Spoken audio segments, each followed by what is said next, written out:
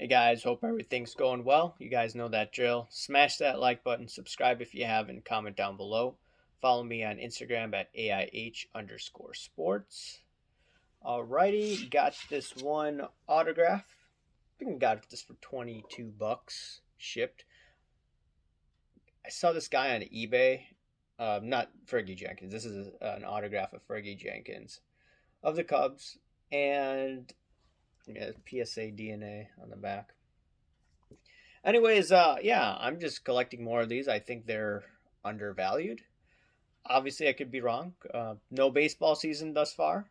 I want to buy it in the off season, and yeah, I think what I'm gonna do from a negotiation perspective. This guy lives about 20 minutes from where I'm at, and one of my friends lives by there. I think what I'm gonna do one day. He sent the contact information through eBay. And what I'm probably going to do is I see a lot of Chicago Cubs autographs, and I'm just going to be like, hey, I'll pay you in cash. You want to meet up? And yeah, you can't message via eBay, but if they send you their contact info, then you could negotiate. So a lot of people talk about negotiation. In my opinion, in terms of negotiation, I want to go where not many people are at. Sure, you could go to shows, but it's much more difficult negotiating with people, as a lot of people will be like, hey, I see this autograph, I want to buy it. I want to go where it's quiet and where the person may not be getting too many offers, and then be like, hey, I'll pay you in cash. And obviously, I want a discount, and I'll go to where you're at. And from there, I could potentially get a deal if I buy in bulk. That's what I'm probably going to do. I don't know if I'll get more autos through that guy, but I will show you if I do negotiate with him. Anyways, and I want to get into this topic of SGC versus BGS.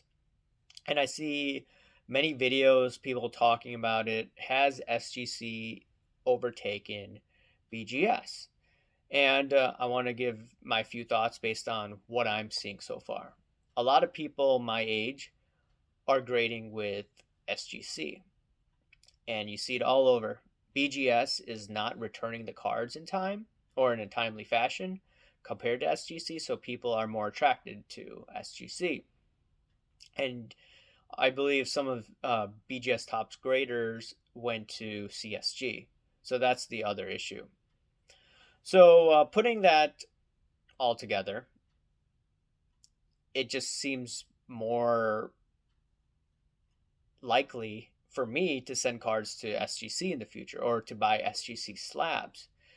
And the thing about BGS seems to, or in the past, it used to be number one. It used to have higher comps than PSA, but then over time, PSA took over. And then on top of it, BGS is geared more towards maybe the individual that's closer towards retirement, while SGC and PSA are more geared towards people that are middle aged or younger than middle age. I don't know. I could be wrong on that. Let me know if you agree with that assessment. And I'm just thinking for the future. I don't want to buy some of these slabs right now. I still think they're overvalued. And I'm eyeing Brady and Michael Jordan cards. And I'm just curious, if it's those players or other players in general, would you choose SGC over BGS? And I just looked at some comps. They're just eBay sales. I didn't look at all of these other applications. I think there's Card Hedge or something like that where you could analyze the trends better. Regardless, I was just looking at eBay sales, eBay comps. So the BGS or the PSA 8 for Brady obviously sells much higher than the SGC or BGS. In terms of SGC, I looked at SGC 8 because that's what I usually look at, like a PSA 8. The SGC 8 was about $1,000. I'm looking at the BGS 8, it was a little above 1,200 bucks. So there is still a slight edge towards Beckett, but now the question is, if SGC becomes more popular among people our age, would it make sense to buy a SGC 8 or SGC Brady rather than a BGS moving forward? I want to see prices go down even more. And if I do see prices go down even more, I'm more likely to get a SGC slab just based on how many people have good reviews on SGC. I know Rattle Pokemon said that, hey, there was some hanky panky going on with some SGC slabs, but every grading company makes mistakes. That's just the fact. Now, I'm looking at Michael Jordan cards. What I found interesting was the SGC 8 was similar to the BGS 8, the Fleer 86 card. It was roughly around $6,500. Both of them had comparable comps, so I'm thinking, that's interesting. Now, the BGS 9 is greater than SGC 9. A BGS 9 sold for about 16 grand. An SGC 9 sold for a little over $14,000. Now, there isn't that much volume in those cards, but I'm just looking at recent prices, and I'm just thinking to myself, okay, so there are some cards where, or most of the cards where BGS is selling more than SGC. And I would prefer to buy, once again, these SGC cards that are less than BGSs. And that's going to be the Brady cards in the future. I'm obviously going to buy PSA.